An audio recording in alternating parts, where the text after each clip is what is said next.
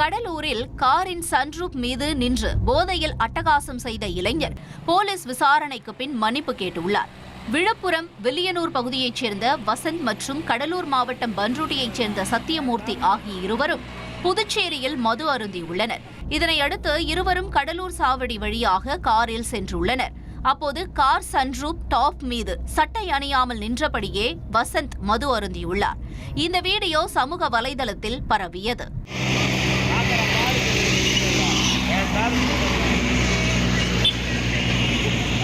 இதையடுத்து இருவரையும் பிடித்து விசாரித்த போலீசார் காரை பறிமுதல் செய்தனர்.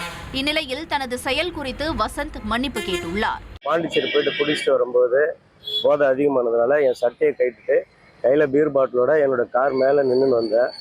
அதை பார்த்த காவல்துறை அதிகாரிகள் என்னை வழிமறித்து போதிய அறிவுரை எனக்கு உதவினாங்க. அந்த அறிவுரையின்படி உணர்ந்து நான் இதுக்கப்புறம் மது அருந்த மாட்டேன்னு சொல்லி நானும் அருந்த மாட்டேன். நீங்கள் யாருமே மது அருந்தக்கூடாது.